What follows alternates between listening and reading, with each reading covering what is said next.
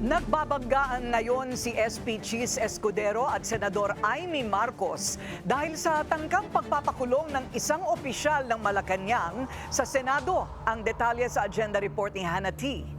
Hindi dapat magamit ang Senado para sa self-promotion. Ito ang pahayag ni Senate President Chis Escudero nang palayain niya si Ambassador Marcos Lacanilao mula sa detention kagabi. Na-cite in contempt kasi si Lacanilao sa pagdinig ng komite ni Senator Amy Marcos tungkol sa pag-aresto kay dating Pangulong Rodrigo Duterte. Kasama si Lacanilao sa jet na sinakyan ni FPRRD papuntang Hague, Netherlands. Siya ang kasalukuyang Special Envoy on Transnational Crime ng Malacanang. Sa pagdinig, nailahad ang isang ICC surrender form kung saan sinulat niyang hindi niya alam kung dinalabas si Duterte sa lokal na hukom bago sinuko sa ICC. Isa raw itong mahalagang hakbang sa ilalim ng Rome Statute. Kung ano po yung nabanggit ko kanina, yun po. Hindi mo rin alam, hindi mo pa rin alam na hindi siya dinala sa judicial authority. Yes, Mr. Senator.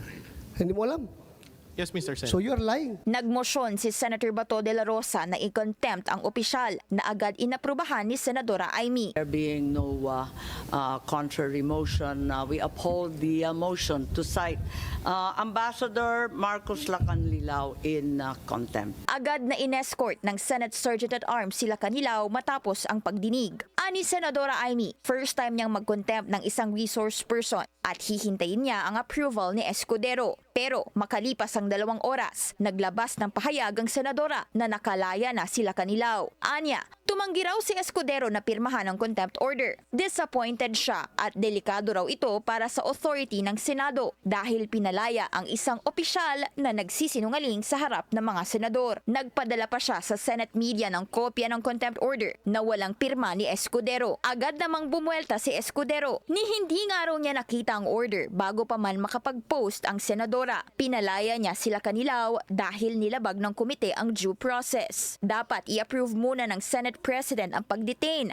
sang-ayon sa Senate rules. Palag ni Escudero, hindi niya hahayaang magamit ang Senado para sa petty partisan interests, lalo na ng mga tatakbo sa halalan. Hindi rin daw institusyon ang Senado para sa propaganda. Hinikayat pa ni Escudero si Senadora Amy na iwasang gamitin ang Senado para sa sariling political objectives nito at sa halip gamitin ang kanyang pangalan para sa unity, hindi pagkakawatak-watak ng mga tao. Bilang bahagi ng due process, maghahain si Escudero ng show cause order kay Lacanilao para mag-explain within 5 days kung bakit hindi siya dapat i-contempt ni Senadora Amy.